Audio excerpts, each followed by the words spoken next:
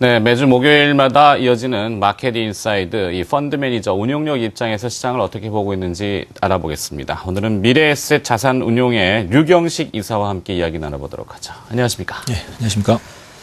자, 먼저 서두를 이 재정절벽으로 꺼내야 되겠습니다. 일반 시청자분들은 어디서 듣도 보도 못한 재정절벽이라는 이야기가 시장에 가득 차 있으니까 궁금증이 많이 크시겠죠. 그렇죠.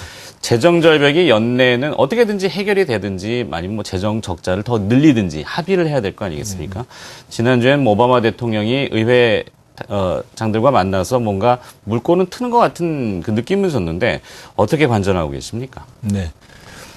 우선 뭐 재정 절벽이라는 의미부터 좀 한번 짚어봐야 될 필요가 있는데요. 재정 절벽이라는 하는 용어의 의미가 정부의 재정 지출을 갑작스럽게 줄이거나 아니면 중단을 해서 재정 적자 규모가 절벽을 연상시킬 정도로 아주 급격하게 줄어드는 현상을 이제 말하는 건데, 재정 절벽이 실현될 경우에는 사실 미국 경제가 절벽으로 또 추락할 수 있다는 것을 함의하고 있기 때문에 이것 때문에 재정 절벽이라는 용어에 대해 상당히 좀 관심을 가질 수밖에 없는 그런 이제 상황이라고 볼 수 있습니다. 그러면 재정 절벽이라고 하는 재정 적자를 축소하는 거는 결국은 정부의 세입을 늘리거나 아니면 세출을 줄이거나 하는 문제로 갈 수밖에 없고요. 이 부분에 대해서 오바마 행정부와 미국 의회 간의 정책적인 이제 합의를 어떻게 이뤄 나가느냐가 사실은 이제 이 재정 절벽이 현실적으로 현실화되느냐 아니냐에 대한 부분을 판단하는 아주 중요한 잣대가 되기 때문에 여기에 대한 관심들을 가지고 있습니다. 그리고 오바마 대통령이 이제 재선 이후에 의회 지도부와 회동을 하면서 상당히 좀 긍정적인 합의와 관련된 긍정적인 어떤 평가가 나오면서 시장에서 상당히 좀 반응을 보였던 게 사실입니다. 네. 그러나 이제 재정 적자를 규모를 축소해야 한다는 것은 가야 될 피할 수 없는 어떤 방향인 것은 분명한 것 같습니다. 문제는 이제 그 폭을 어떻게 조절하느냐의 문제인데, 이 부분이 내년도 2013년도에 재정 적자를 줄여야 되는 규모가 추정되는 걸로 한 5,600억 달러 정도로 추정이 되고 있습니다. 이 부분에서 세입을 증가시키는, 세입을 늘려서 잡는 부분이 한 3,990억 정도 되고, 세출 감소 부분에서 한 1,000억, 그리고 기타 부분에 한 1,000억 정도 되는데, 이제 그 각 행정부와 의회 간의 어떤 합의 내용을 하는 부분은 세입을 증가하는 부분에서 급격하게 세입을 증가하는 그 부분을 조금 더 완만하게 세입을 늘려가는 부분으로 어떤 의견을 조율하고 있는 그런 부분입니다. 그 부분에서 이제 중요한 부분이 부시 행정부 때 시행됐던 소득세 감세 부분인데, 이 부분이 올해 말로 이제 종료가 되는 걸로 예정이 되어 있거든요. 이 부분에 대해서 어떻게 좀 연장하는 부분에 대한 서로 안이 하나 나와 있는데, 이 부분에 대해서는 시장에서 조금 더 가능성을 지켜보고 있는 거는 전면적인 감세보다는 어떤 부분적인 감세 정도로 예상을 하고 있습니다. 이제 특히 소득 기준으로 봤을 때 연 25만 달러 이상의 고소득자에 대해서는 감세를 종료해서 이제 증세를 가는 거고, 그 미만 정도에서는 감세가 종료되는 부분을 좀 더 연장하는 그런 안들이 지금 논의가 되고 있는 것 같고, 또 한편으로는 오바마 정부가 강력하게 추진하고 있는 의료보험 제도의 개혁을 통해서 나타나는 증세 부분입니다. 이 부분에 대해서는 이제 공화당 쪽에서는 반대를 하고 있기 때문에 이 부분에 대한 어떤 연기안, 이 부분들이 서로 오바마 행정부와 또 공화당의 다수를 차지하고 있는 의회 간에 어떤 조율이 되고 있는 조건부 합의가 이루어질 걸로 좀 예상이 되고 있습니다. 일단 합의에 대한 잠정적인 시한은 크리스마스까지로 잡아놓고는 있는데, 경제에 대한 충격 때문에 어떤 방식으로든 합의는 이루어질 걸로 예상을 하고 있습니다. 다만 이제 이게 어떤 완벽한 합의라기보다는 내년도에 또 의회가 또 새로 또 구성이 되기 때문에 내년 의회가 새로 구성이 되면 좀 더 추가적인 합의가 진행이 될 걸로 그렇게 좀 예상을 하고 있습니다. 결과적으로 재정 절벽 실현 여부는 여전히 시장의 불확실성으로 지금 지속될 걸로 보고 있고요. 근본적인 해결을 위한 어떤 합의가 내년도까지는 결국은 계속 지속될 걸로 보기 때문에 재정 절벽 이슈는 여전히 어떤 변동성 이슈로 감안하고 좀 더 방어적인 전략을 세워야 된다, 이렇게 좀 판단을 하고 있습니다. 그렇군요. 자, 이 불확실성이라는 것은 늘 존재하지만 제가 느끼기에는 어찌 보면 이것도 정치적인 쇼가 아닌가. 뭐, 이 대중과 시장의 공감대를 끌어내기 위해서 사실 미국이라는 나라는 이론적으로는 디폴트가 없는 나라 아닙니까? 그렇습니다. 달러라는 기축통화를 네. 쓰고 있기 때문에 그렇습니다. 무한정 찍어내면 되는데 네. 그것이 이제 시장에서는 공감대를 얻을 수 없으니 재정 적자를 법적으로 정해놓은 거에서 늘리든지 아니면 뭐 조율을 하든지 합의하는 과정에서의 진통이라고 보는데 워낙 또 어려운 문제니까 나중에 그렇습니다. 다시 한번 정치적인 또 그렇죠. 이슈가 있기 때문에 맞습니다. 네. 자, 그러면 시야를 조금 돌려서 오늘 저녁에 이제 미국은 추수감사절이라고 하는 또 최대의 명절이라고 해야 되는지 모르겠습니다만 휴일이 되고 네, 그렇습니다. 그다음에 이제 내일은 블랙 프라이데이라고 그래서 모든 기업들이 재고를 일시적으로 세일하면서 털어내고 흑자로 전환되는 그래서 블랙이라는 용어를 쓰는 걸로 알고 네, 있습니다. 그렇습니다. 소비 시즌이 다가오는데 미국의 소비 동향 어떨 거로 보십니까? 네. 우선 뭐 앞에서 말씀드린 재정 절벽 우려가 일단은 가장 중요한 어떤 변동성 이슈로 되면서 이 부분에 대한 어떤 반영들은 시장에 계속 반영이 되고 있는데 뭐 단기적으로는 말씀하신 블랙 프라이데이를 시작으로 해서 연말 소비 시즌이 이제 진행이 되기 때문에 이 부분에서 나타나는 어떤 소비 성향, 소비의 어떤 패턴 그 결과들이 사실 우리나라뿐만 아니고 세계의 어떤 주식 시장에 상당한 영향을 미칠 걸로 일단 예상이 됩니다. 아까 말씀드렸다시피 블랙이란 용어가 뭐 어떤 그 가게 상점들이 처음으로 이제 장부에서 어떤 적자에서 흑자로 돌아서는 어떤 그런 부분들을 의미한다는 의미에서 블랙이라는 용어를 쓰고 있는데 그만큼 블랙 프라이데이 그날 하루의 매출액이 사실은 연말까지 다가가는 소비 시즌에서 전체적인 매출 규모를 어떤 점치는 하나의 어떤 잣대가 되기 때문에 그만큼 좀 중요한 의미를 가지고 있다 이렇게 좀 판단이 됩니다. 그리고 시장에서 예상하기에는 어떤 이번에 블랙 프라이데이를 시작으로 연말 소비 시즌까지의 어떤 예상되는 소비에 대한 거는 전년도 대비해서 한 10% 정도 수준의 어떤 성장세는 있을 걸 예상을 하고 있는데 이 부분 때문에 단기적으로 주식시장에 어떤 호재로 작용할 것은 분명히 예상이 됩니다.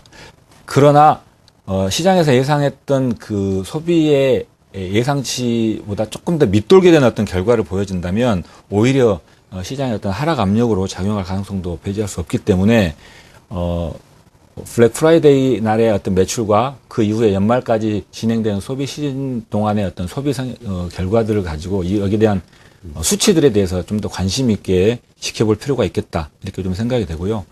이 소비가 좀 더 개선되는 모습을 보인다면 대표적으로 수혜받는 업종으로는 IT 업종을 좀 볼 수 있겠는데요. 최근에 어떤 신규 스마트폰 출시나 또는 태블릿 PC 등의 어떤 새로운 신상품들이 나오면서 여기에 대한 대기 수요들이 계속 실제 구매로 이어질 것인지 이 부분에 대해서 좀 관심 있게 볼 필요가 있고 이게 이어진다면 아마 IT 쪽에 좀 업종에 상당한 좀 호재로 작용할 가능성이 있다.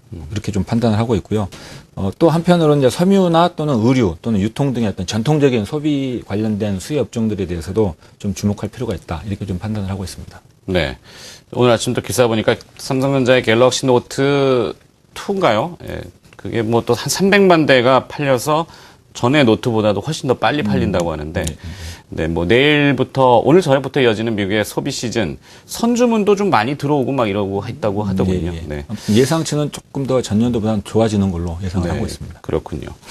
자, 그러면 이제 뭐 미국은 그렇다 치고 사실 미국 이야기를 먼저 꺼내는 것은 전 세계의 가장 큰 소비 시장의 한 군데죠. 뭐 중국도 큰 시장이라고 하는데 미국이 워낙 많이 소비를 하기 때문에 특히 첨단 제품 같은 경우는 그래서 우리가 먼저 살펴봤고요. 자, 이번에 국내로 시선을 돌려서 보통 우리가 왜 PER, 주가 수익 비율을 얘기할 때 현재 주가를 주당 순이익으로 나누지 않습니까? 네.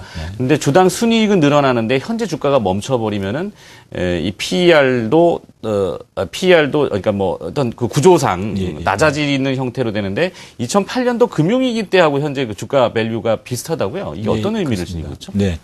말씀하신 대로 이제 제가 주식의 밸류에이션을 이야기할 때는 PER이라고 하는 이제 그 주가 수익 배율을 대해서 그 대표적인 지표를 사용하고 있는데, 그러니까 가격이 뭐 떨어져 있는 상황에서 기업들이 이익이 증가하면 그만큼 PER은 떨어지게 됩니다. 그래서 2008년도 금융위기 이후에 올해도 보면 저희가 지금 예상치가 12개월 포워드 기준으로 PER을 보면 한 8.6배 정도로 지금 나오고 있는데 이 8.6배 수준이 사실 2008년 금융위기 이후 수준 정도 되거든요.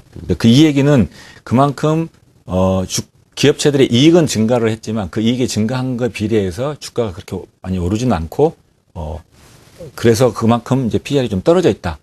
평균적으로 보면 지난 과거 10년간의 어떤 평균치 PER을 보면 한 10배 정도, 10 정도 나오거든요. 그만큼 8.6이라고 하면 그만큼 좀 저평가되어 있다. 이렇게 좀 평가를 할 수 있을 것 같습니다. 또 한편으로 이제 이 PER 자체의 수치도 그렇지만 기업체들이 나타나는 이익의 어떤 질적인 향상 측면에서도 좀 한번 관심 있게 볼 필요가 있겠는데요.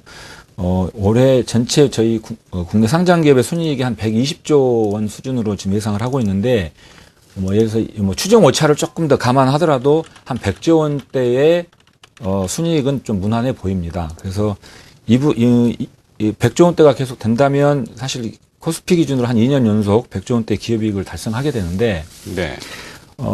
특히 이제 이게 금융위기 이후 경기 침체에도 불구하고 한 4년 정도 연속해서 90조 원대 이상의 어떤 이익들을 계속 좀 실적을 보여주고 있거든요.